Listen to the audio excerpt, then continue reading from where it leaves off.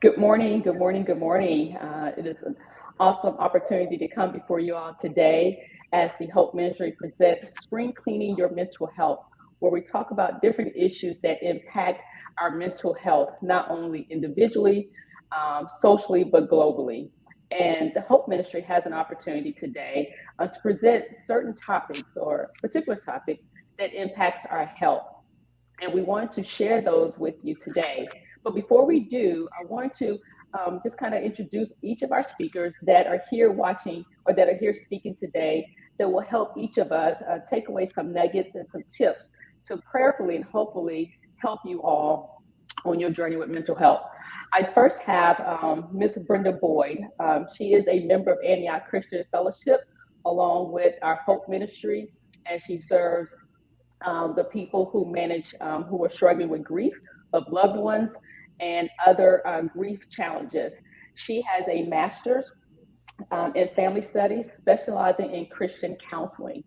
I also have Jerry Fain, who is a part of our Hope Ministry as well, and he has a background of, let's see here, he is a decision counselor, and also he has led Celebrate Recovery, where it helps people who are recovering from certain addictions, transitioning from addictions to overall health, mental health, as well as physical health.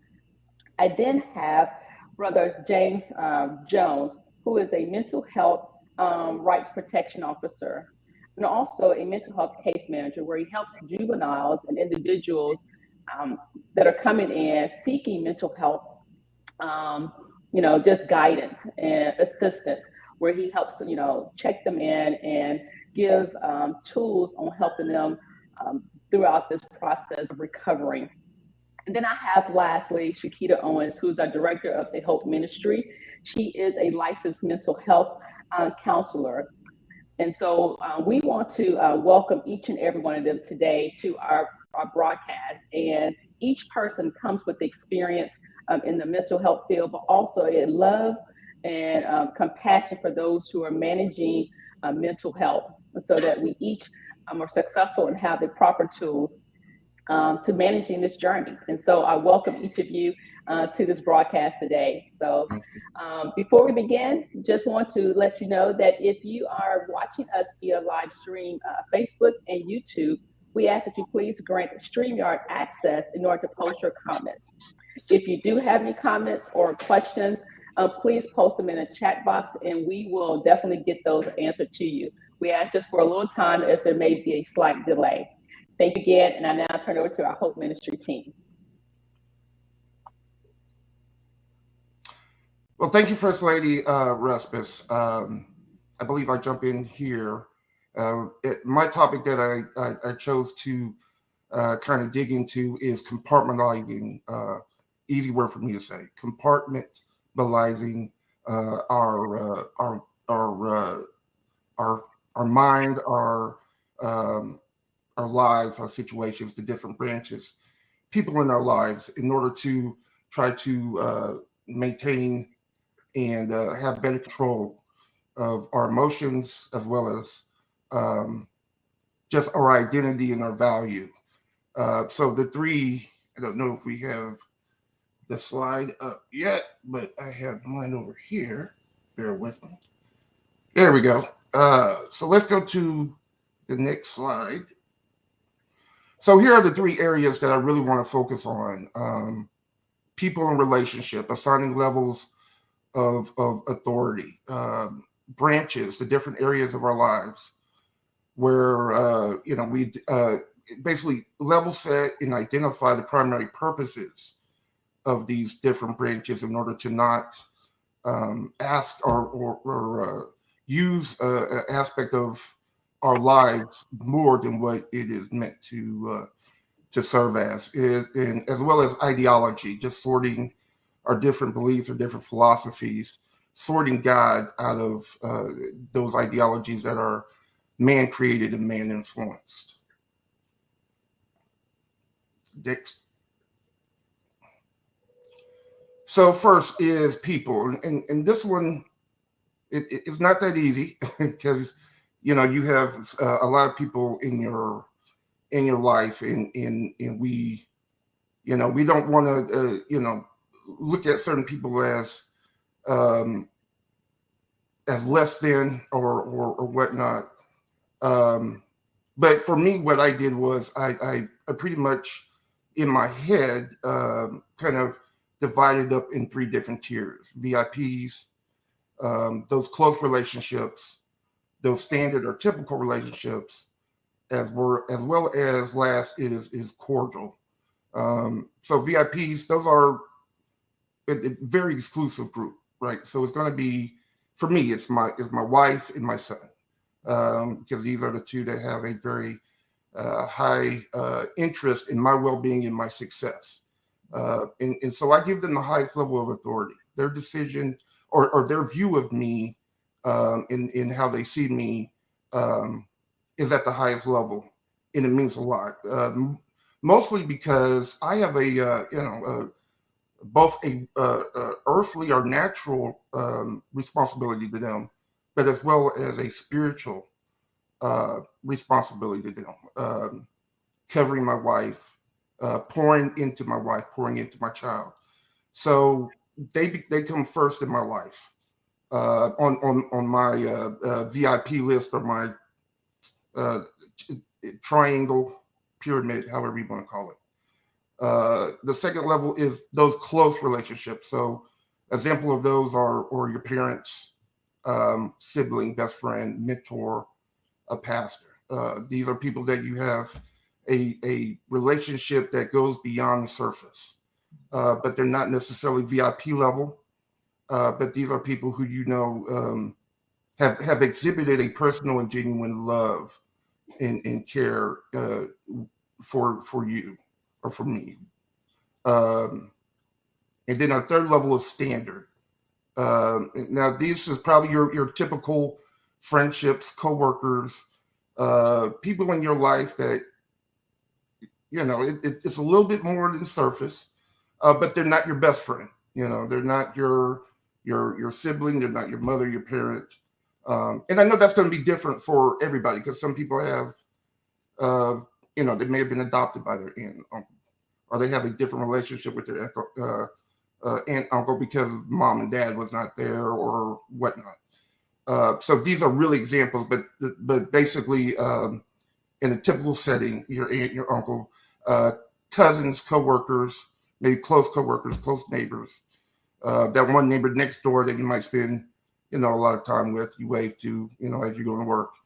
Um, and then last is cordial. And so your cordial or your very surface, you walk into the office and you see, Rick over there. You don't know too much about Rick. You know a few things about Rick, but you wave to Rick when you come into work, and Rick waves to you. So, typically, this is going to be a pyramid. Okay, so the less people at the top, and then the most people at the bottom is going to grow. If it's a circle, then that you're putting everybody in to have the same level of authority over you. And when I say authority, I mean their opinions, or what they say, um, doesn't have a lasting toll on you, or influence on you. Um, Except for my wife. My aunt and uncle or my coworkers should not have the same level of influence over me as my wife or my child.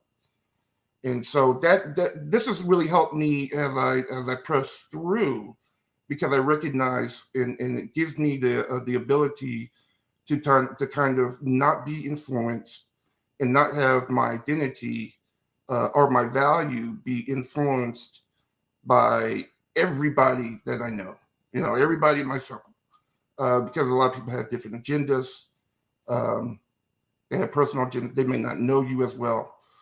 And so now it is our responsibility, regardless of where people are on this, even on the cordial side, on the cordial level, that doesn't mean that we can treat them, any less. We still have a responsibility to treat people at a high level as well. So, this has really helped me. Back in the day when you're young, so have an opinion about you or say something, um, it would have a lasting effect on me. And I realized that I was just giving too much control, too much power to people who shouldn't matter that much. Next slide. Now, I apologize for rambling. Anyway, so this is our branch purposes, all right? So the different branches of our lives. And I've kind of broken this down in 4 different groups for this particular presentation. Home, family, and friends. So uh, this is where I receive my love, my affirmation, affection, acceptance, support, refuge. This is where I come home and I can come home and get refuge. My wife can validate me. My wife can lift me up, support me if I'm having a bad day, and reminded that I'm loved. So basically, this is the place where I'm going to pour into her, and she will pour into me, as well as our children. For those of us that are single, brothers and sisters out there that are single, um, it could be a parent or a best friend.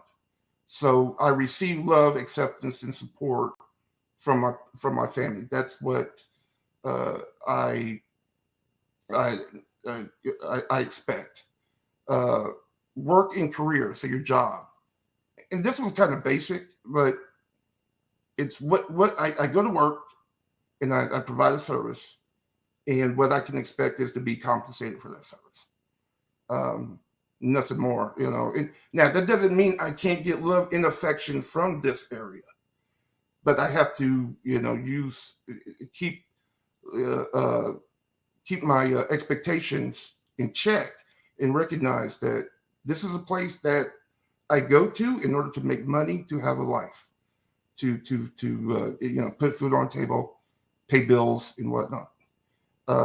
If I do get love and affection or acceptance or support from there, it's gravy. It's great. And I'm not saying that that's a bad place to get it from, but we just have to level set our expectations. Next slide. So church and ministry. So the purposes of church and ministry: fellowship, spiritual growth, worship, ministry serving, and as well as acceptance. Um, and I do find that a lot of people, and I've done this myself, serving in ministry, serving at a church. There's also that desire for, just like in corporate America, titles, leadership. But that's not a place for me to build a career. That's a place for me to build my relationship with Christ. So just level setting in that area. And again, are you going to get love? Yes, of course you are. In any good church, you'll be loved. But that's not is not uh, concrete that's going to happen. And then, excuse me, the fourth one is social media and networking, entertainment, communication. This is, social media. It's a stage now for the world. We all have access to the world, and a lot of times we get on social media and we use it for validation. How many friends do I have? How many people liked a reply or a post? Um, and again, that kind of sets us up for uh, disappointment or letdown when we ask too much from these specific areas that we utilize, different branches. So for me, is basically to just level set. Okay, where do I expect to get love from? Where do I expect to get entertained? Where do I expect to um, uh, uh, be affirmed? That's going to be from the house. And anywhere else that I get that from is great. I'm not saying that it's bad to get these things from that area, but it is, you're not let down. And so when we go to work and we feel like that our boss or coworker should be patting me on the back every day and I don't get it every day, I'm not disappointed and let down. All right, next slide. So sorting. So this is basically twofold, or just two different piles. There's Christianity and there's all others. And I should put some examples of other um, ideologies, but what I'm thinking of is man-created influenced ideologies. So that could be political, racial, gender, geographical, um, Cowboy fan or 49er fan. We all have a bunch of different ones. So Christianity should be above and beyond everything else. Since we're talking about spring cleaning, uh, I equate this to washing clothes. So I remember a time where I was washing clothes and I was doing a load of whites, and I heard the timer go off. I go to change the take the whites out and put them in the dryer. And as I opened the lid, I noticed that my whites were now pink. So what happened? Well, of course, there was a red shirt that somehow got mixed in with my white load, and that red dye bled into my white towels, my white t-shirts, and now they're all pink. And so with ideologies, that's what kind of can happen, right? We have our Christianity, but then there are other ideologies that are man influenced that can bleed over into what we believe on a Christian level. So an example of that is race, especially when there's situations where there's an event or whatnot, and tensions are high, and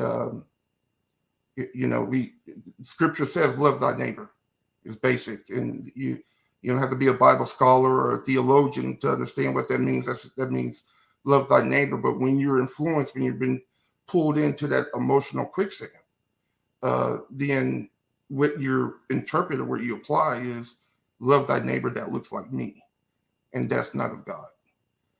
Also with politics, you can have two churches that preach the same word, preach from the same scriptures, praise the same God, but can have completely different, opposite viewpoints on global events, especially here recently with the presidential election. And both sides just know that God is on their side. And they will even, from time to time, they will even question the salvation or the Christianity of the other side. So this for me is basically to check myself. So when, I'm a Christian, I'm saved, I love the Lord.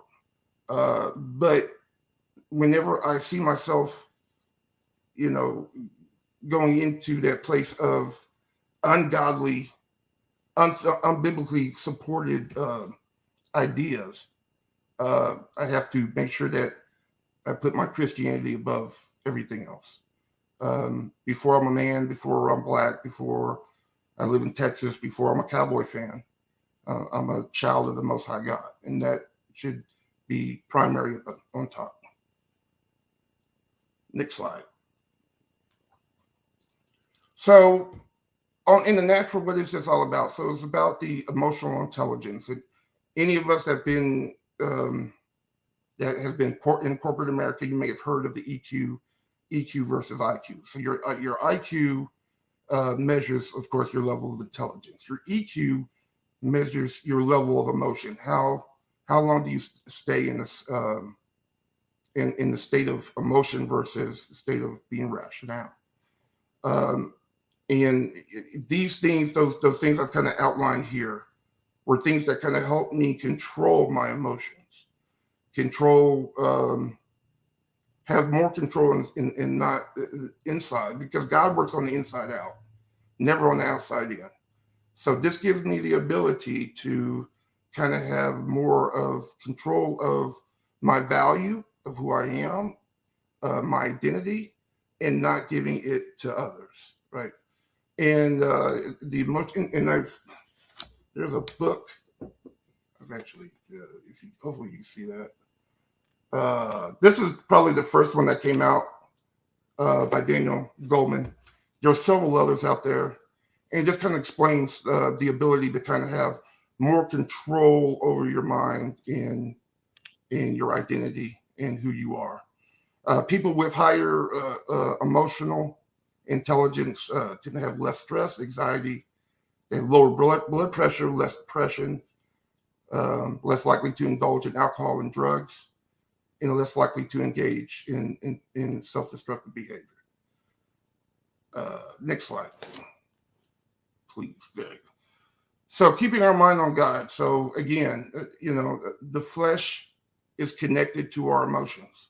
The more emotional we are, the more likely that we respond out of our flesh.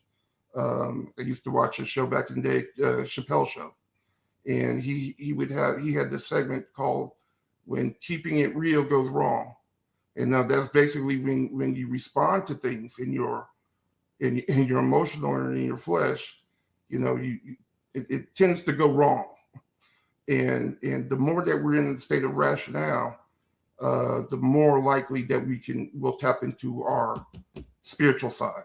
Gives us the ability to reach out to God and give God certain things that we no longer have control over. Life's not always fair. Corporate America obviously is not fair. So we get to a place where when we feel like that there is unjust or that we've been mistreated, we will respond out of our flesh. I know I have, and so there are plenty of times where I wish I could go back and do the more mature thing, do the more spiritual thing, give things to God, versus saying something that I shouldn't have said. And so now, instead of giving God the opportunity to fight in my behalf, now I am asking God to clean up a mess again. So this kind of helped me kind of level set me, hey, be level-headed, be calm, and give things to God. We have to give God the opportunity to be God in our lives. And so this is even outlined in scripture, Philippians 4, 6 and 7, very popular, well-known scripture. Do not be anxious about anything. Don't be stressed out. Don't trip. Give it to me. Let me handle it. And that's what our Father is telling us. And in verse 7, and the peace of God, which transcends all understanding, will guard your heart and your minds in Christ Jesus. Basically, what that is saying is, you have the ability to have peace. That peace that most of us, I really don't know. In my mind, I can't even understand what that may be, beyond understanding. So this lets us know that there will be some beyond understanding moments. And so with that said, we have to, give things to God and let God be God. And I feel like there's something else that I'm missing, but I think I'm good. So, amen. That's it for me. Sister Brenda Boyd, I believe I pass it on to you. Thank you, Brother Fane. Thank you. Hello, everyone. Today I'm going to speak with you about spring cleaning your grief. And I'm going to touch bases twofold on this, both mentally and physically, especially if you're in the place to where your loved ones' belongings. And I know that many times when we reach this season after the winter breaks, that we start to do cleaning physically from our closets. But then I want you to think about cleaning mentally as well. So I'm going to kind of touch bases a little bit about decluttering in a way to where you can kind of clear out some things and begin anew. We know that springtime, that's exactly what many of us look at it as, a renewal, like a rebirth. And so in actually coming from a painful period, especially if you are dealing with loss, And just the process alone is just overwhelming and overbearing at the same time. And then there's bouts of sadness, self-doubt, worrying.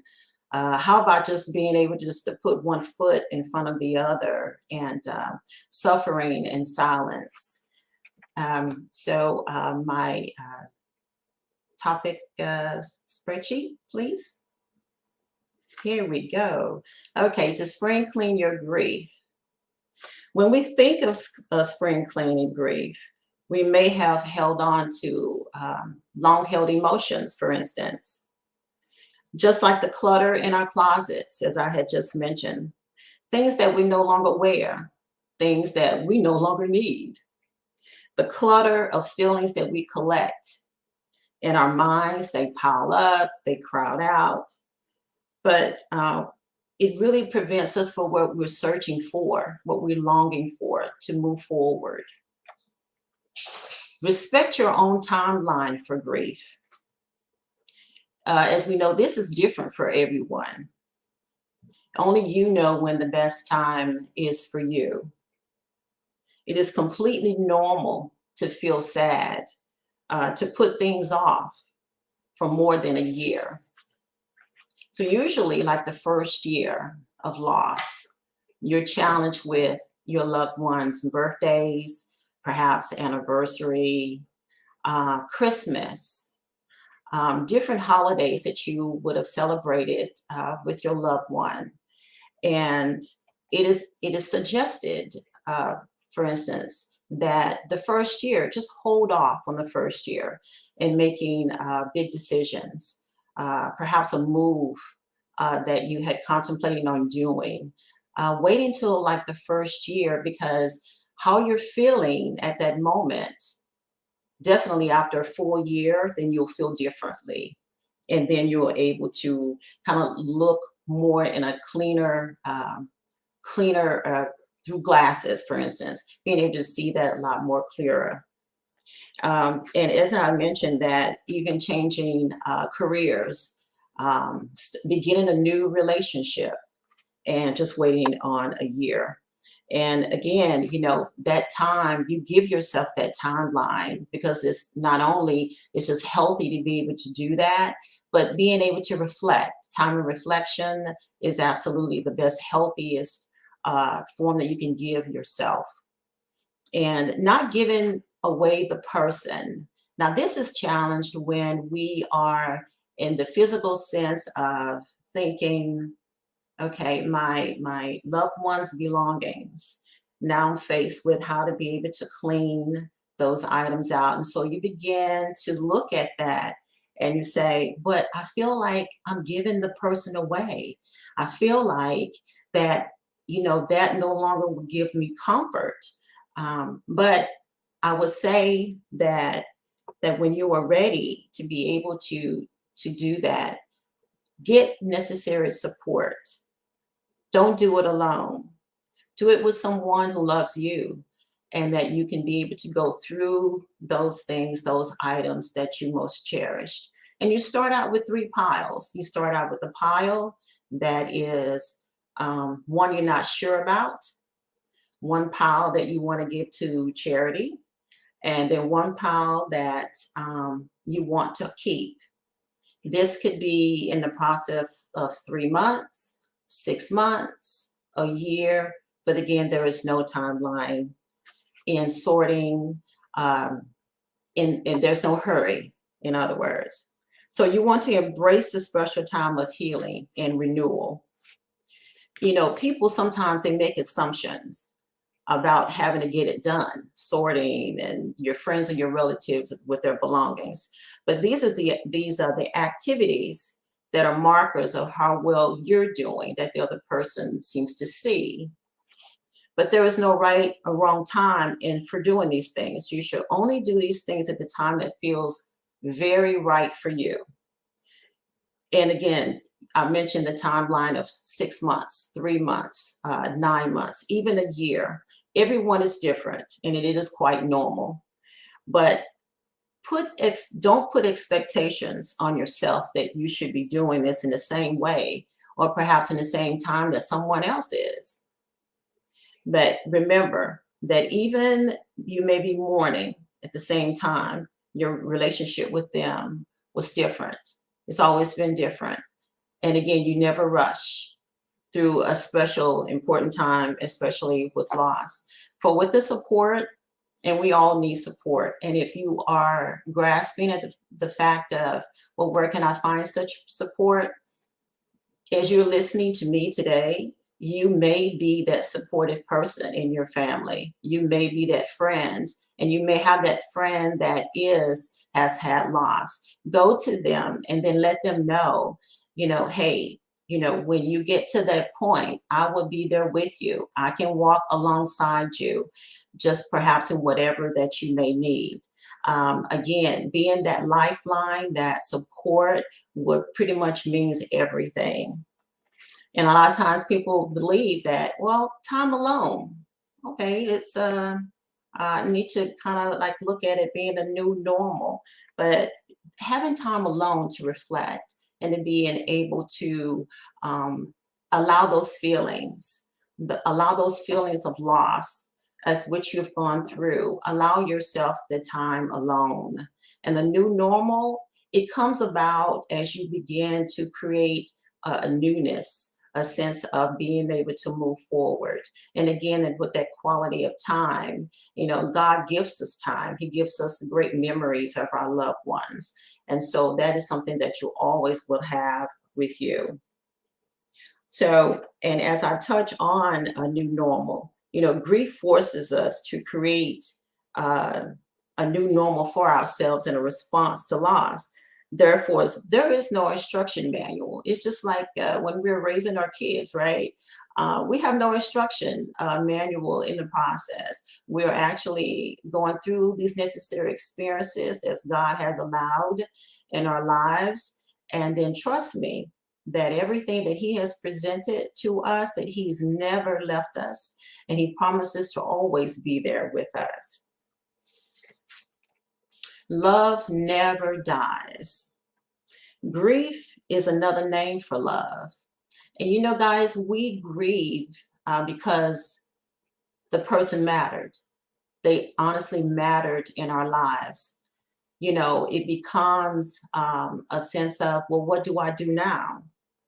But no matter how deep your grief makes a home in you, love would always have a window open. So I want to share with you this quote. We need to grieve the ones we've lost, not to sustain our connection to suffering, but to sustain our connection to love. And that's by Jennifer Williamson. So when you're at the point of decluttering, in the sense of being able to move forward, again, get the necessary support. You're not alone. Making sure that you're being kind to yourself. Give yourself some grace. Be mindful that it's important to acknowledge your pain. Stay connected. Share your grief. Find a grief support group. Most of all, take care of yourself. And that means proper eating. That means sleeping well, taking mental health days, which is most important.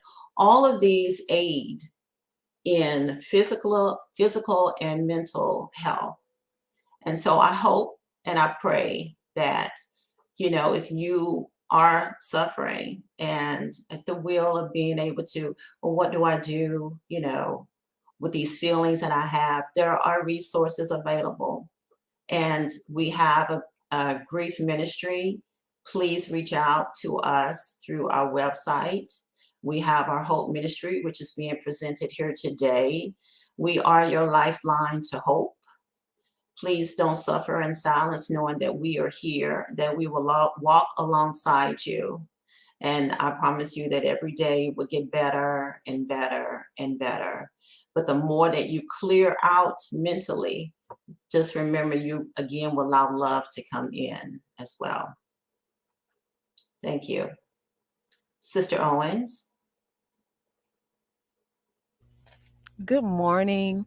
Thank you, Sister Boyd and Brother Fain. Y'all have done an excellent job. And I am just so excited about this topic this morning, spring cleaning your mental health, because when I first thought about it, like the biggest thing that I thought about was our body and our body being the temple and how our temple represents this is our house. This is God's house, and why wouldn't we want to keep it clean? And so when I think about that, and I think about the topics that you guys have already spoken on, Brother Fain, compartmentalizing your mental health. And to me, when I thought about his topic, like it pretty much just puts us in a place of learning how to balance, learning how to set boundaries, healthy boundaries. And when we can do that, it takes away a lot of stress because if not, life is chaotic. We all over the place. And there's no balance. There's no focus in on the things that we have control over in our lives with us, worried about other people's, like as Brother Fain said, we worried about what everybody else think, and not those people that are of importance to us. And so when I think about that and just, the grief and being able to grieve properly and knowing that there really is no proper way to grieve, everybody has their own way that they grieve. And so, but just coming through all of that and listen to you guys speak, on my topic, is suicide. Like, let just think, if you don't have those things in order and your life is chaotic and there's no balance and there's no structure, where would we be? And that's the importance of being educated. And I just thank God that he's allowed us to get on here today to educate. Education is so important because you're able to take the power back. You're able to take the power back. And he said, my people perish from a lack of knowledge. So I know that, sometimes when we're educating and we're giving all this knowledge and this information, it may seem long and like it's just a lot to take in, but just stick with us because once you get this education, then comes application. So when you get off of here today, we want you to take the information that you're gaining, that you're getting, and move forward and try to do something with it. And so first slide. All right, so I'm going to talk a little bit and share. I'm going to educate you on suicidal ideation. I know you've heard suicidal thoughts, suicidal ideation, but suicidal thoughts are symptoms of an underlying problem. And I want you to think about your physical health when we talk about this. So when we look at our physical health, pretty much eating a lot of pork and salt will increase your blood pressure. We know that. And the doctors will tell you, for those of you that are on blood pressure medication, they tell you to stay away from that salt, stay away from that pork. And so we know that doing that can create other problems for us. And so not maintaining a clean house when it comes to our mind will also have a lasting effect. So we have to make sure that we take care of any underlying problems that we may have. Next slide. And so here are a few statistics to kind of help us a little bit. Nearly 46,000 people died by suicide in 2020. Now we know we had a lot going on in 2020 with COVID and all of this, but that's one death every 11 minutes. Like that is a lot. And many adults think about suicide or attempt suicide. 12.2 million seriously thought about suicide. 3.2 million made a plan and 1.2 million actually attempted suicide. And this is in our world that we living in today, guys. So I want you to really, really think about this. And next to the side, we just have the National Suicide Prevention Line, which we'll provide for you again at the end of this. At the end of this, next slide. So we want to look at the warning signs of suicide. So if you hear people that are talking about wanting to die, they're wanting to die, or they're having a great guilt or shame about a situation.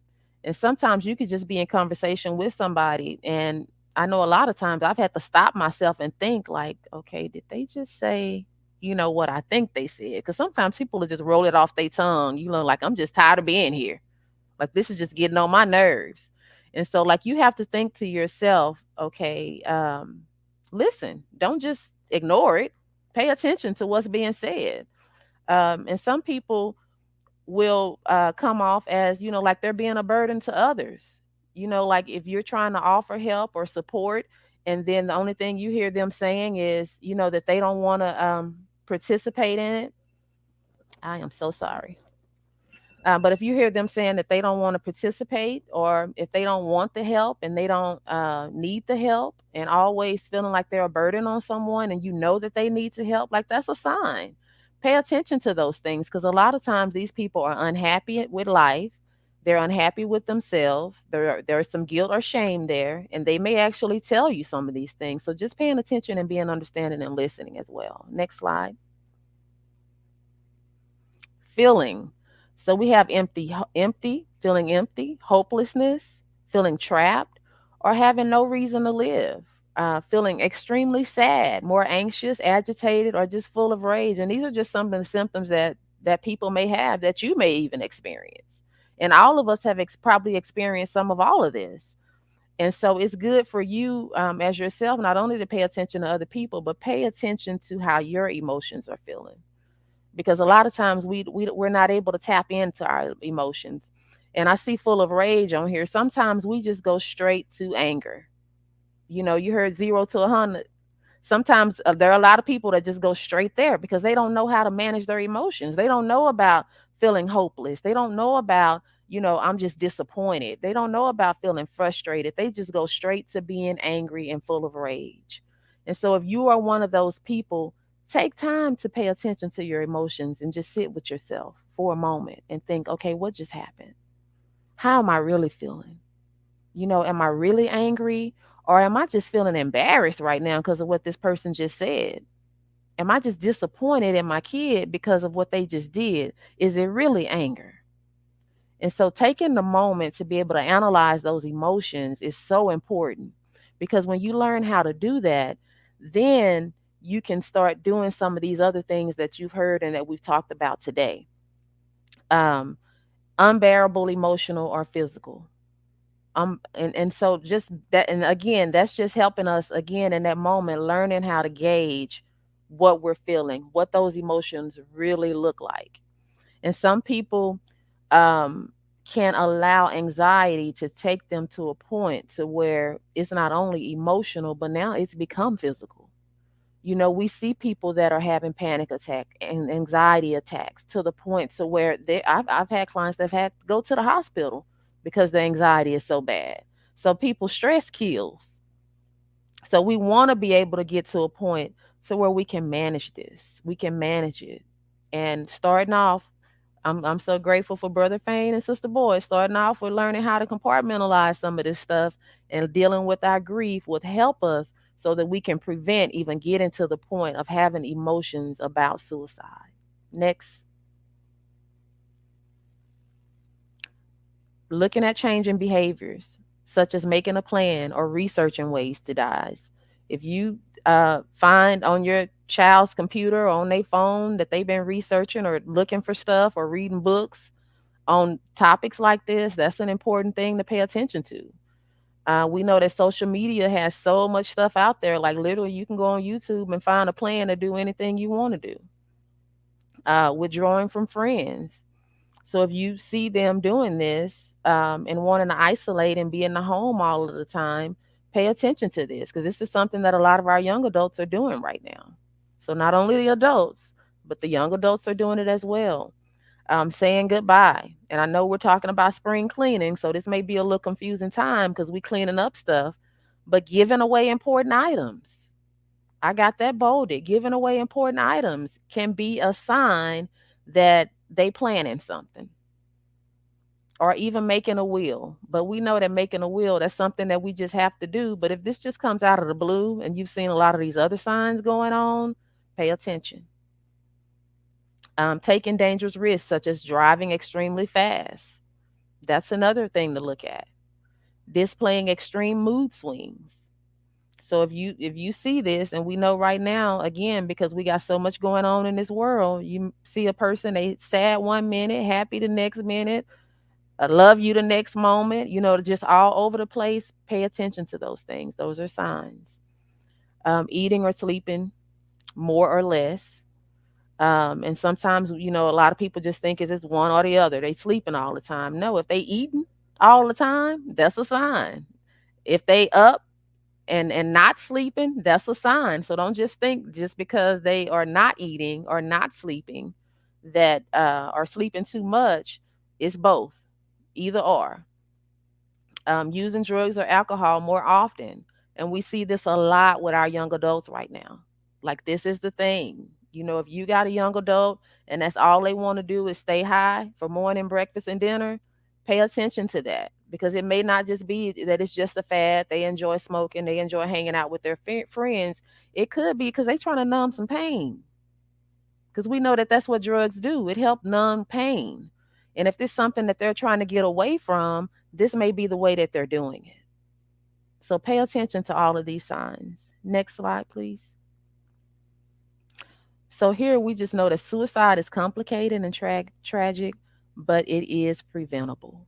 And that's why we're having this conference today. It's preventable. It's preventable. And we do that through education.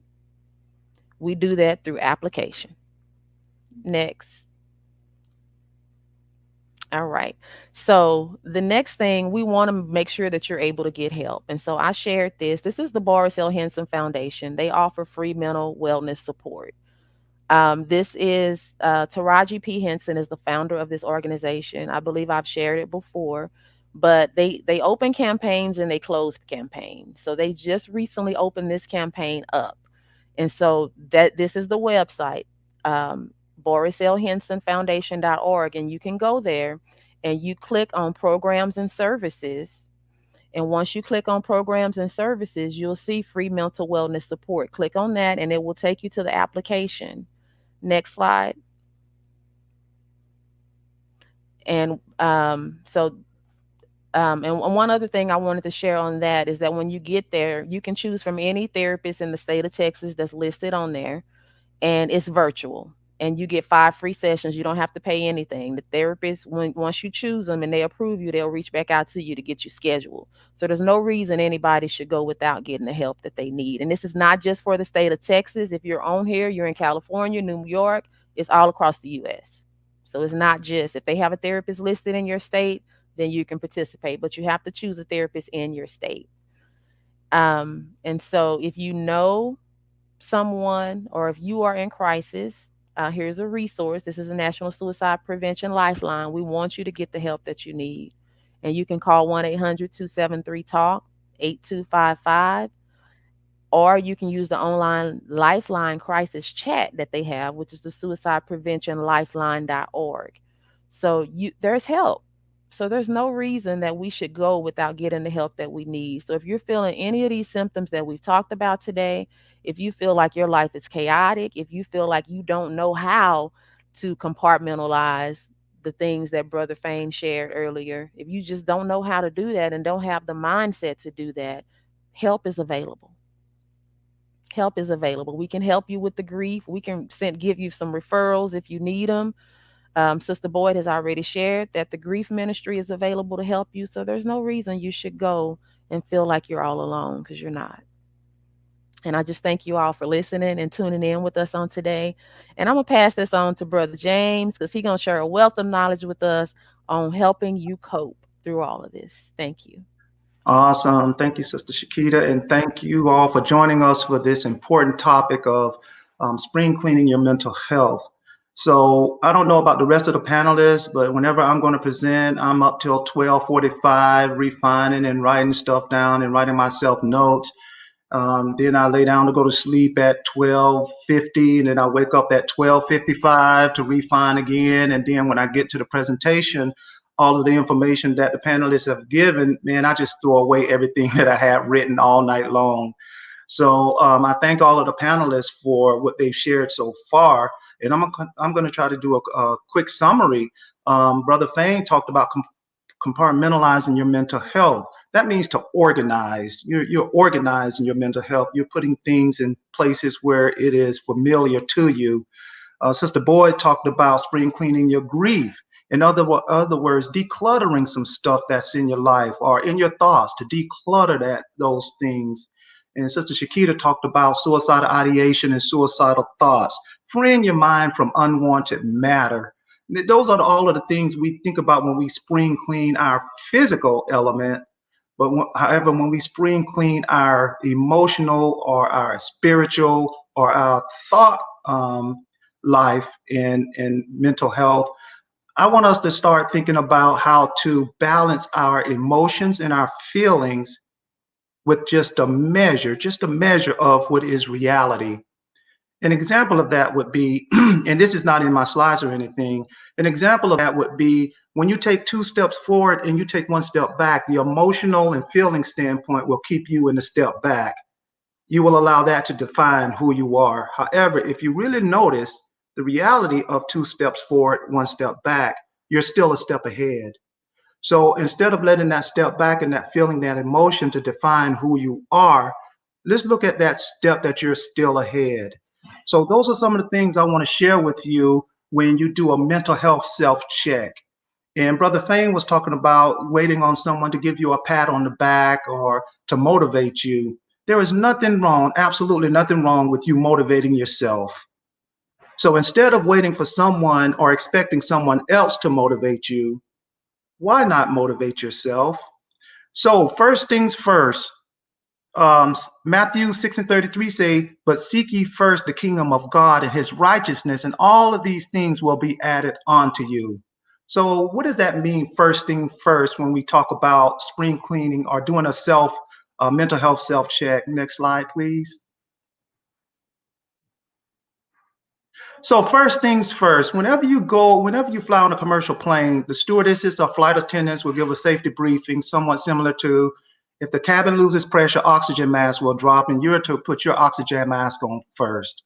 They don't say this part. However, if you have an infant with you, you ought to put your oxygen mask on first.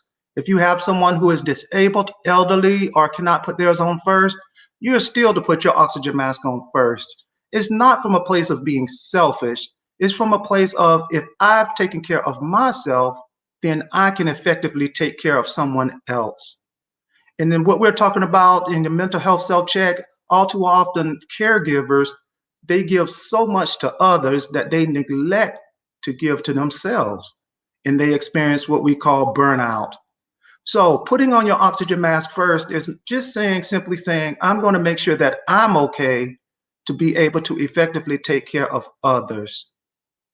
So the first things first is seek his kingdom, and then you put on your oxygen mask, kind of akin to putting on your full armor of God each and every day before you go out and try to battle. Next slide, please. So your mental health self-check. When Sister Shakita was talking about suicide, once you know your value, then there's going to be no situation that would want to cause you to harm yourself. So once you know your value, so I wrote down Psalms 139, 13-14. For you formed in my inward parts. You knitted me together in my mother's womb. I praise you, for I am fearfully and wonderfully made.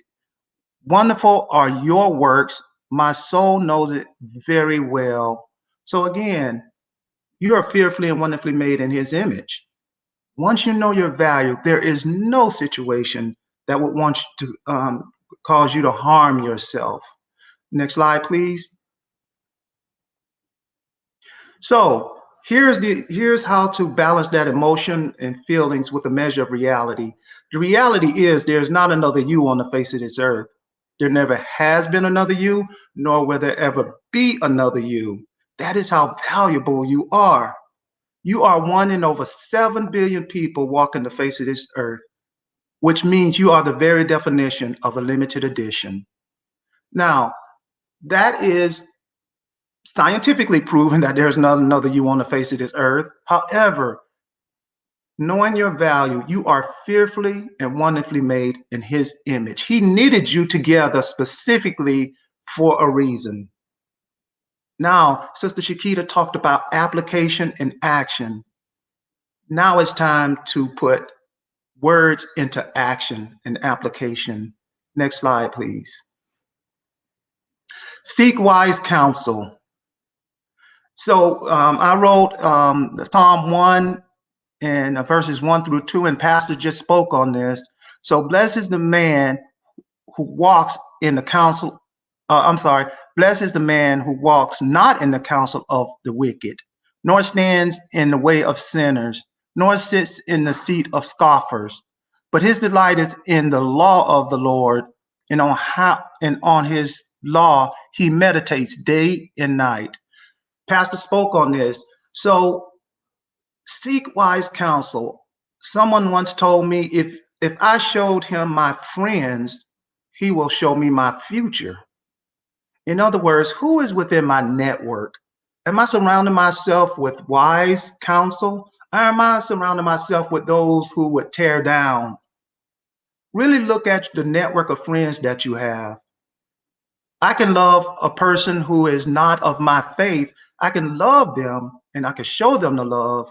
However, they don't have to be in my inner circle of network of who I reach out to and who I share information with, especially if they're not giving me wise counsel. Next slide, please. So I kind of liken it to the windshield when you're driving. It's much larger than the rear view mirror. So should the windshield of your life be larger than the rear view mirror of your life. The windshield of your life, you should be able to see all of the possibilities and opportunities that are before you, rather than always looking in the rear view mirror of your life and the things that you've bypassed that you really can't do anything about. Where your feet are right now is what you have control over. So if you're looking through the rear view mirror and trying to live your life that way, then you're really not taking advantage of the opportunities that are before you, because you're too focused of looking in the back. So these are some of the things that you can do, applications and actions that you can put into practice right now, because your feet are right where you are. That means you have control of this very moment. So yesterday is yesterday. I can learn from it. I can't go back and repeat it. I can't go into tomorrow. So let's focus on the things of today. Yesterday, if I had a depressive thought, then let's control that thought today, right in this moment. Let's control that thought. Before that thought was you, little baby you were here first. So you should have control over those. Any diagnosis that you may have received, you should have control over them and not let them control you.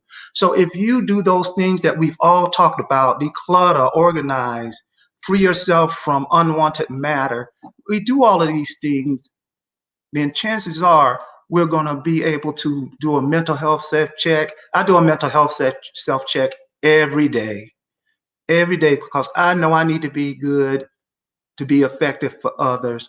Next slide, please. So first things first, because everything begins with a thought, you have the power and authority to control your thoughts. You have the power, you have the authority to control those thoughts. I would encourage you, if you have a negative thought, and I'm going to backtrack, a lot of times a little ounce of negativity will cloud out a whole pound of positivity. That 2 steps forward, 1 step back, letting that step back define who you are.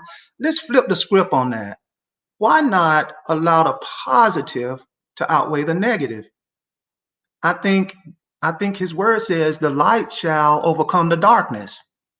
The positive will overcome the negative. If you condition your mind and your thoughts to say, okay, I have this negative thought, however, I can replace it with a positive thought. That is on the road to recovery. That is on the road to being able to do a mental health self-check. That is on the road to taking power, control, and authority over your thoughts. Knowing your value. Once you are brought into remembrance of your value, there is no situation that would motivate you to engage in harming yourself. So again, rearrange or recondition your thoughts. And then when you know your value, there is no situation, absolutely no situation that would want to cause you to harm yourself. Next slide, please. And again, seek wise counsel. You are worthy and you are deserving of the best. Seek ye first. I don't say it to try to make you feel good about yourself, that you are worthy and deserving. I say it because it is already preordained. It is already the evidence and it's already the reality, because there is not another you on the face of this earth. So by default, you are worthy and deserving. And again, some resources, always you could dial 911. We have a crisis hotline here, Tarrant County. It's called iCare. If you're having suicidal thoughts, you can reach out to them. They could do an inquiry, get you an intake, and have our mobile crisis outreach team from the Denton County MHMR come out and talk with you, do an assessment. If you're interested in our services, they can do an assessment and bring you into our services. Our services are fee-based. Again, it's not going to be astronomical. We're a nonprofit. However, since we say we're fee-based, if you have fee, we'll charge a little fee. If you have no fee, then there'll be no charge. So we service the whole community. So please, please, please, like Sister Boyd said, don't suffer in silence. Find yourself, connect yourself with a safe person, a safe individual that you can reach out to. I have 3 right now in my network that I could reach out to and say, I just need to talk. So please see if you can find yourself a safe person.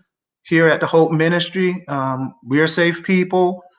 So if you need to reach out to us, please don't hesitate to reach out. Again, Sister Shakita is our licensed therapist. The rest of us, we're not counselors. However, we have the experience to talk to you about certain situations. And again, we don't have to know everything. However, what a good leader does is know how to find answers to the questions that you may have. So if it's not me, I will definitely connect you with someone who has the knowledge, the intellect, the education to be able to speak with you at whatever express needs you may have. So please, please, please don't listen to the words we say, because actions speak louder than words. You reach out to us, I want you to watch our demonstrated action. Again, don't listen to the words, watch our demonstrated action. So again, thank you for joining us. I hope this was helpful for you. And I think I will open it up for questions, answers, concerns, inquiries, anything that you may want to discuss. Thank you all again for joining us.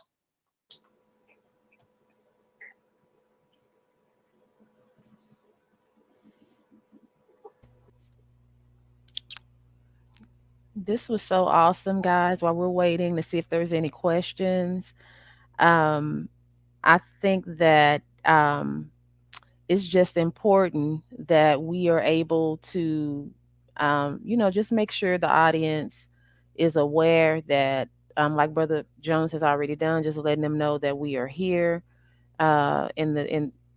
we're here strong at Antioch, with all of the different ministries. These are not the only ministries that Antioch has. We have many other ministries that are here to service. And so we don't want you guys to just go forward after today and not participate.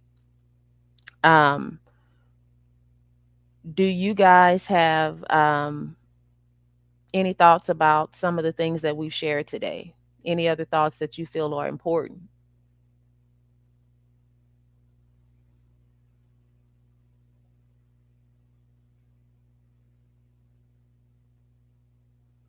So, sister, we have how do you handle people who react negatively to you assigning authority to protect your mental space?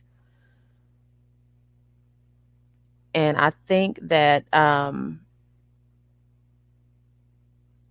that I'm gonna let Brother Fain share on that, because I think that falls into that his whole pyramid, Yeah. of trying to create that. And so I guess Brother Fain, I'll let you answer that. Yeah, it's tough to kind of have those conversations. Um, and really times where I've done that, it's been a matter of, listen, I really assign people their tier based on how they treat me. Um, so, if someone treats me with less than, what I would expect, um, I'm going to, kind of separate myself from them. And that's what you kind of got to do, especially with toxic people. Those people that come in and seemingly every time they come in, they're kicking up dust or whatnot. So, you kind of have to have, from time to time, have that conversation and challenge them. Say, listen, I really want to spend more time with you, but when I do, it seems like it's this pull when we should be pouring into each other. Um, so there's been times where people get a little offended or they get whatnot, and it's you just gotta say, hey, listen, I want to spend more time. I want to you know um, grow this positive relationship and or grow this relationship into a positive one. But it's really on them, and so you have to have those tough conversations, unfortunately, and that's just part of it, and it's not just kind of let them know it's not to hurt or anyone, but if you have to put yourself around positive people, like Brother James said earlier. You show me your friends, I'll show you your future. And so when you have those people in your life who have the same uh, feelings of importance, or they have the same desires that you have, then it grows you. So yeah, unfortunately, I pulled some band-aids off. Awesome. Yeah.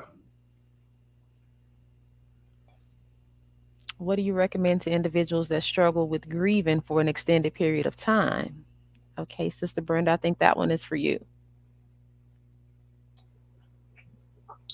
I think for us to pretty much try to identify what an extended period of time is, it's just unique for every individual.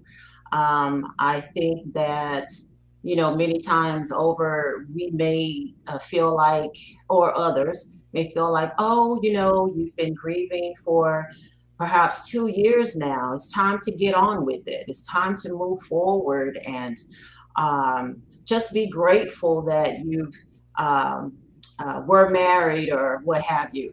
But the truth is, guys, many people just don't know what to say to you when you're dealing with your grief or your loss.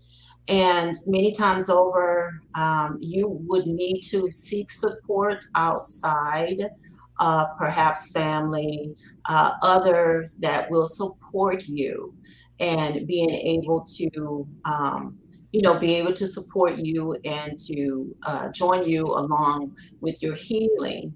Again, the timetable is unique for everybody, and whether it takes 10 years, you have to give yourself some grace. But again, I will say, do not suffer in silence and do this alone, because perhaps to the longevity, you would need to seek outside wise counseling. Mm-hmm. And then perhaps there may be some unresolved grief there. And again, that's a road that must be traveled along with someone else to be able to help you, to be able to maintain those feelings moving forward, to uniquely put them in spaces in your mind in a more healthy way, not a forgetful, but more a helpful memory that you will continue to carry with your loved ones. But it'll pretty much put to bed some of the anxiety, some of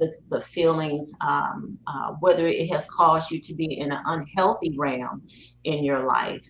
So again, the longevity, it could be a sign that perhaps you may have to seek wise counsel, and don't be afraid to do so. Many people in this area, we're taught to be okay about many things in our lives, and we haven't had enough pertaining to grief, enough information. We deal with these feelings inside of ourselves and hoping that we just kind of, put it someplace or scuff it up on a rug or whatever, and we'll just deal with it later. But again, the body keeps score, and it comes back again and again, and hopefully in more so in other ways in ourselves than we want. So again, we have to be able to feel the feelings, go through those necessary things, but again, not by yourself.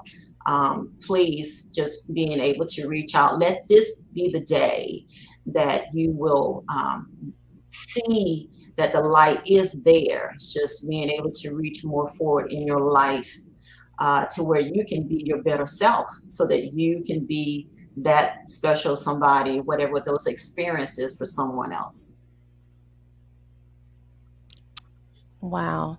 That is awesome. And it also just made me think about, those 5 stages of grief. A lady by the name of Elizabeth Kubler-Ross came up with those 5 stages of grief. That talks about, anger. I believe it's bargaining, acceptance, denial. Like we go through all of these things when we're grieving.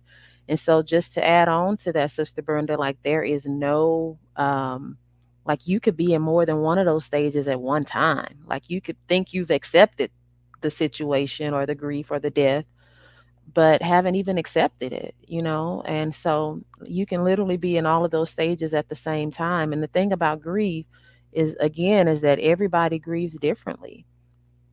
And I've heard people say that, um, that they like to laugh about their grief. You hear people making jokes, and then there are other people that do not like that. All right, we have another question. How do we know people struggle with suicidal thoughts or ideation if we don't see the signs? Like Chelsea Chris, no signs but successful from our perspective. Um, I think that that's a hard one, because there are a lot of people that are really good with hiding the things that they are doing. And so for families that are experiencing that, I think the biggest thing is that you don't, well, either way, that you don't take in any guilt for that, because a lot of people start feeling like it was their fault. I should have seen it, or I should have known. But I mean, we are not perfect. We are not God. We can only try to pay attention to those things that we see. But if the person just have pretty much, again, like I said, on social media and reading books and learning all of these things, the best way to keep it a secret and educating themselves. I mean, there are some people that can pull it off and nobody ever knew, like this young lady did. And so I just say, don't hold the grief in. Um, well, not the grief, but don't hold the guilt in. Don't feel guilty and punishing yourself, feeling like there's something that you could have done. And either way, if you did see the signs, I mean, just in knowing that there are things you possibly could have done, like that person was going to do what they were going to do, sometimes, and we have no control over that because we're not God. So I think that speaks that definitely would speak to that. So if you um, are in that situation, just don't feel guilty. When doing mental health checks, are we considered selfish because we're protecting our mental space and setting boundaries? I think that's for you, Brother Jones. Absolutely not. It's the same principle of putting on your oxygen mask first. It's not from a place of being selfish that I'm going to save myself first. Now, some may think that, but when you have the heart of God and when you have the characteristics of Jesus the Christ, you're not even thinking about entering anything selfishly. So when I need to create mental health space for me, I've been married for going on, it'll be 31 years this year.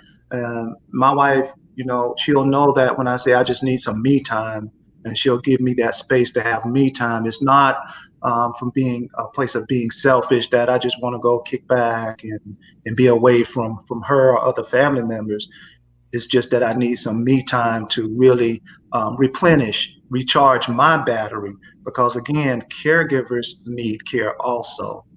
So instead of looking at it from a standpoint of, well, others might think I'm selfish, again, condition your mind to know that you have to take care of yourself first before you try to effectively take care of others.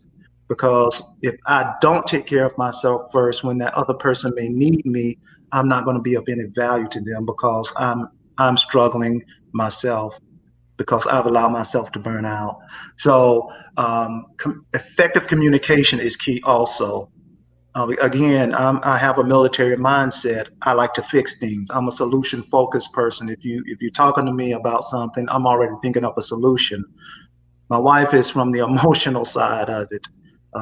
However, we've established that when my wife is telling me something about work, she's sharing something, she will preface it with, I don't want you to fix it. I just need you to listen. That's effective communication. And she's effectively communicated with me that don't try to fix this. I just need to vent at this time. And me as a husband that respects my wife, I'm going to give her that. It's not, again, it's not from a place of being selfish. It's just from a place of knowing that I'm going to take care of me. You got to take care of you. We talked about if there are no signs, if somebody wants to do something with whole heart, they're going to do it. So all we could do is, again, present ourselves as being safe, a safe person for others, and establishing that trust bond so that they may reach out to you, even if they don't reach out to a family member or even a cherished loved one. They may just reach out to you because you've created that trust bond with them. And then you be in a position to say, you know what, this is outside of my scope of work. Let's see if we can get you connected with someone who could better handle this. However, I'm going to walk through it with you. Even though I can't help you with the counseling, I'm going to walk through it with you. So no, please don't look at it from a standpoint of you being selfish, especially because you're not. You're just creating space for your mental health stability and replenishing your batteries also. Excellent question, though. All right. How do we control our thoughts when it's so overwhelming? I think Brother Jones, I think you spoke on the thoughts as well in your presentation. You want to share? Yes. And again, I'm from a military mindset, so I balance my emotions and feelings with the reality of the situation. So if I become overwhelmed, I drill down to, okay, let's identify what's overwhelming me. So being overwhelmed is a broad statement. There is nothing wrong with drilling down to say, okay, I'm feeling overwhelmed, but what is the cause of it? Because if we don't treat the cause, we're not going to be able to treat the symptom. So it's just like if I don't like a coworker did something to offend me. And when I see that coworker walk by my office, I get upset, I get frustrated. Then that coworker has taken authority over my emotions and feelings just by walking by, not even saying anything to me. So I have to drill down and say, wait a minute, why am I allowing this to happen? I've got to do something. This is within my control. I'm going to speak to that coworker. I don't have to be their best friend, but I'm not going to allow them to have the power and control over my emotions. I'm going to take back the power and control. So when you're feeling overwhelmed, just drill down to what is overwhelming you and then address the issue. Okay. And Brother Jones, I'll just piggyback on that. I think that implementing, I love the idea of the circle of control, where you have like these two big circles, and right there in the middle circle, you have the things that you have control over, and in that outer circle are those things that other people have control over. And I think that if we can really focus down on, like Brother Jones said, the actual situation that's triggered the event, that's so overwhelming. If we can just kind of zone into those things that we actually have control over in that situation, I think that that will help eliminate some of those feelings of feeling overwhelmed, because a lot of times we find ourselves focused on what other people think. We trying to fix what other people are saying. We trying to fix everything that's in that outer circle that we have no control over, and that creates anxiety, that creates stress, that makes the situation feel overwhelming. But if you zone in and just focus on, okay, what do I have control of in this situation? Let me focus and put my energy in that. And when you do that, then you'll realize, like, wow, because at least you're going to know that you're going to have some feedback and some and prosper in that area, because you got control over that. But if you focusing on fixing stuff that other people got control over, you're going to find yourself frustrated, maybe even going from that 0 to 100 because you can't do nothing about it. So I just say that focus on what you got control over and mind your own business. You'll be all right. That's balancing. That's boundaries. That's part of all of that. Absolutely. I just want to be able to add too, is that when we tend to get a negative thought, whatever that thought is, you do have the capabilities of switching it. When a negative thing comes through your mind and says what you can't do, or this person's, what your perspective is negative, switch it around. and tell it differently what it should be. Again, set the tone for the day in the mornings. And I know many of you do the positive affirmations over yourself by allowing God to control the day that He has given you. When you wake up in the morning, you're definitely doing that when you have your conversation with the Lord on how He has ordained this day to be for you as you walk hand in hand with Him. To put in mind to have all the right people come in your path, weed out the ones that are not good, what have you, for you to be able to walk in spirit and in love and in truth. And I guarantee you, if you do that every single day, what God is going to do in your life in His will, I tell you, it would definitely diminish that. And when the enemy does come again to tell you what you can't do, you switch it around in your mind. I can do all things through Christ that strengthens me. That is so, we're talking about mental health. So when I had clients that had symptoms of schizophrenia, psychosis, thought disturbances, and I remember one particular client said that I hear voices telling me, you know, to do bad things. And I asked that client, I said, what is your definition of a friend? And they gave me all of the definition. And I said, well, my definition of a friend is someone who would never ask nor endorse you doing anything negative. So when you hear those voices saying to do negative things, know that they're not your friend. That client for the next, they were in services for 90 days. They were able to control their thoughts, the negative thoughts. They were able to control them, and just by saying, you're not my friend. So reframing, just like Sister Boyd was saying, reframing negative thoughts, you definitely have the power and the control to reframe a negative thought. Again, 2 steps forward, 1 step back. That step back doesn't define who you are. It's all of those steps you've taken forward that defines, and that's just reframing your thoughts. Thanks, Sister Boyd. And if I can jump in, one of the things that I do regularly is talk about it. Just talk about it.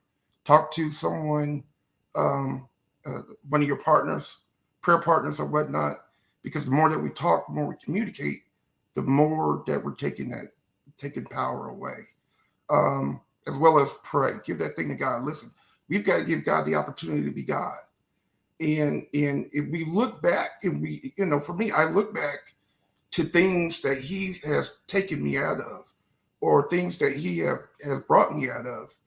Even before I really knew Him, He moved in my life before. And so when he moved there, then He could move again on this thing. And whatever it is, there's nothing that is more overpowering than our God. He is He's Alpha and Omega. And so He, you know, we've got to, you know, look at our God and let God be a gap filler. He fills gaps like no other.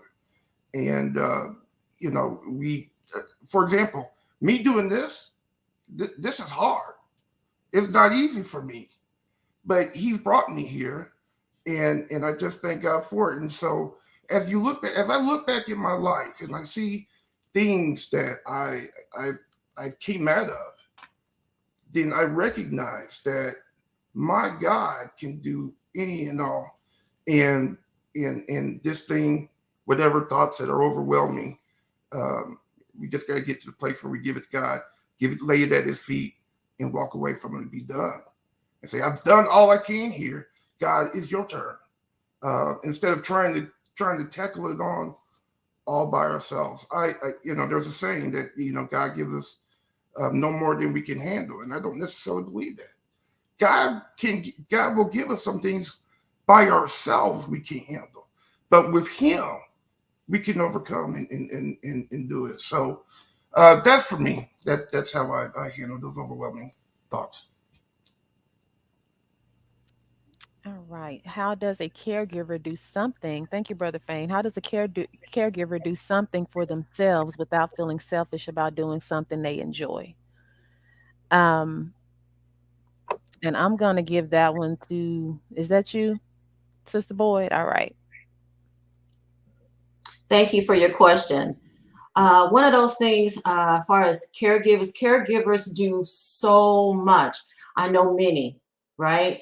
And one of the things that we don't want our caregivers, whatever, to be able to get burnout syndrome, basically, but if you do not give quality time to yourself, promote self-care, to me, it is your mission, because you would need to fill your cup. Again, what we have mentioned here too with the panel with Brother James mentioning the oxygen mask. Don't feel guilty about making sure your self-care is at above level, because you can't be your best self with your loved one, whomever that you are uh, actually administering care to.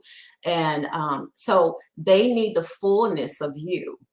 And in order to get that, you've got to have proper sleep, you've got to eat, hopefully healthier, exercise if you can, being able to have your meditation time with the Lord, setting the tone for the day. There's so many things that's going to aid in your wellness. So, and I hope too that you have family and friends. Not only know that you are a caregiver, that because for me, for caregivers, it's okay to give them a gift card to go someplace, buy a dinner for themselves, get out and go see a movie, or get out and have a long walk as usual, or a 2 or 3 hour visit, or wherever that they would like to go. So if you know of a caregiver, please reach out to maybe a phone call, acknowledge them, ask them, hey, you know what?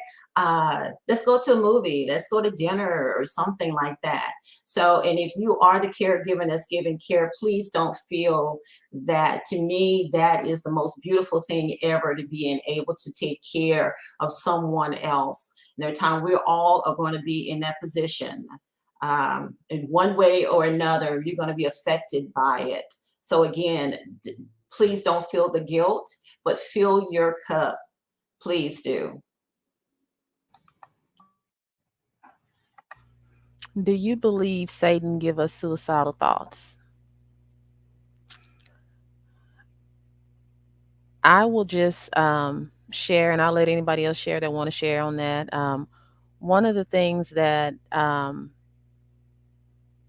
is so important when we think about suicide, when we think about, and there's a scripture that's standing out to me right now.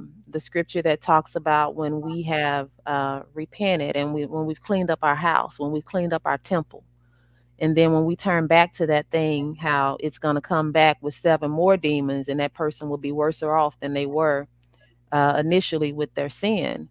And so when I think about that, it just kind of makes me think about, because all of those things will at that point be connected to our thoughts.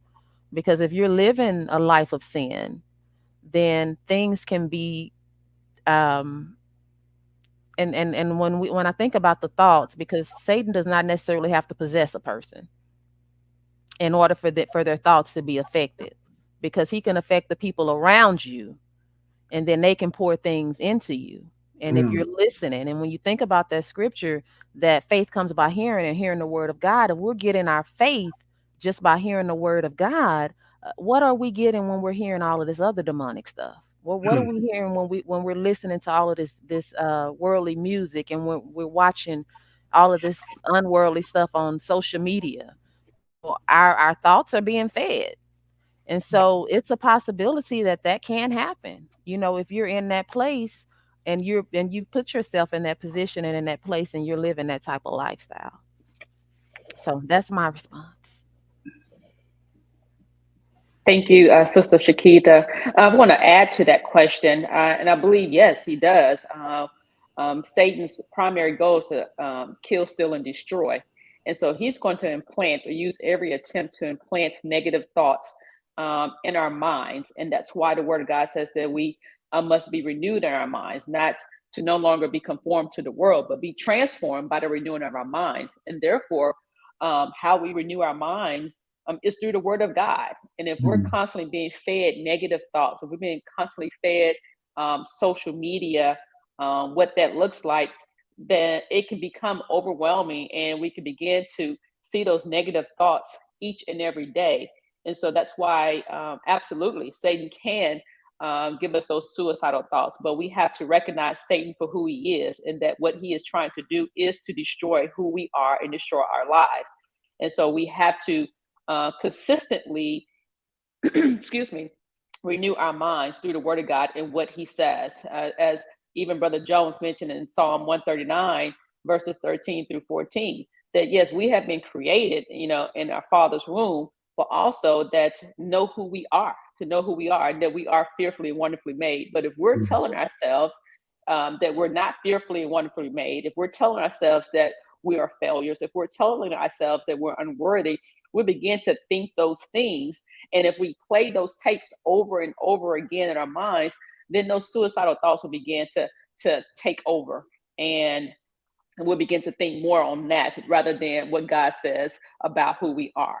So absolutely. And so as we kind of come to a close here, I want to thank each and every one of you for not only speaking on compartmentalizing your mental health. That's really focusing on putting people in categories. And it sounds negative, as Brother Fane mentioned, but if you're going to protect your mental health and spring clean, that you have to kind of put people in these categories, because if you allow everyone that VIP access, that level 1, as Brother Jerry Fane mentioned, then you have, whether that's 10 people or 15 or 30 or 45 or 100 people all in that same level, then it can become overwhelming because you're trying to categorize who belongs where, and everyone has access to your mental space.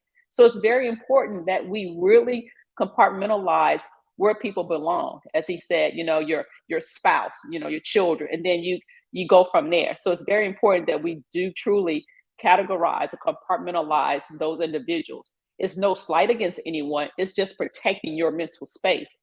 And then we talked about grief and how we spring clean our grief, and really, looking at grieving and what that process looks like and that timeline. And as Sister Brenda Boyd mentioned, is that there's no timeline, there's no limit. And I think people put pressure on us to say, hey, you should be done grieving. Well, who are you to say that I should be done grieving? You don't know what that process looks like. And for me, as she mentioned, everyone grieves differently. And that those 5 steps of grieving is not necessarily in consecutive order. You may start out with, denial, and then it may go to the next level. And so, I think we, as Brother Jimmy mentioned, is having that mental self-check daily and saying, hey, this is my life, my mind. I have to take those necessary steps to protect my mind.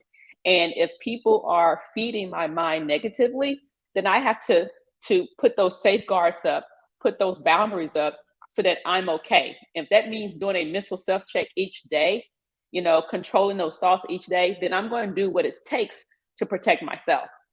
And then when we talked about the suicidal thoughts versus ideation and controlling those thoughts, and not only those thoughts, getting help, urgently, and not waiting until it's I won't say too late, but not waiting until you think it's too far gone. I'll say that. I think it's key that we communicate, and everyone here on this panel have spoken about communication.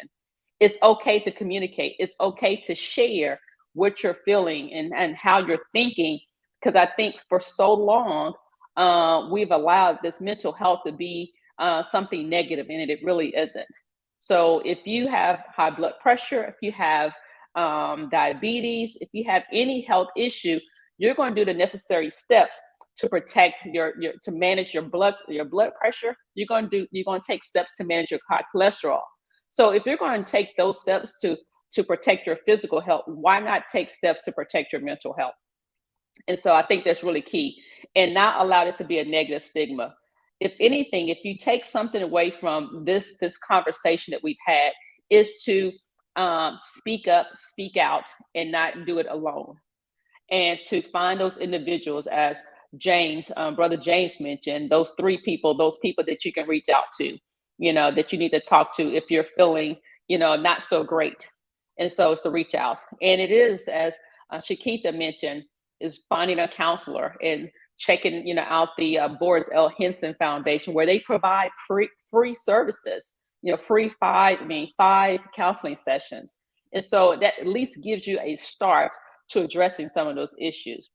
And so I want to thank each and every one, Brenda Boyd, Jerry Fain, Shakita Owens, our Director of Hope Ministry, and James Jones for their heart, their compassion to share.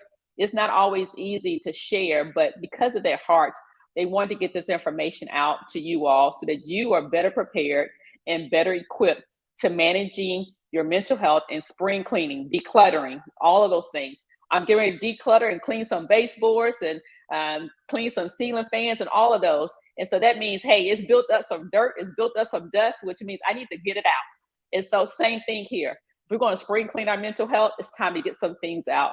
Let's replace those negative thoughts with some positive thoughts and surround ourselves with positive people that will help us on this journey.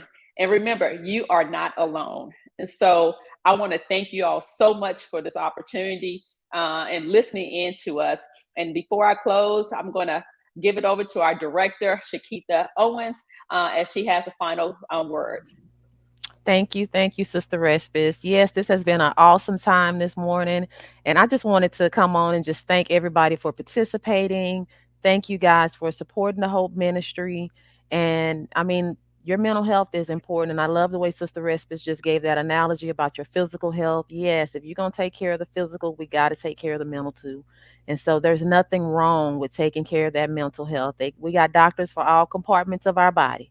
So we're talking about compartmentalize that. We got the OBGYN, we got our dentist. So we got all these people we go to annually, and you set annual appointments to get there.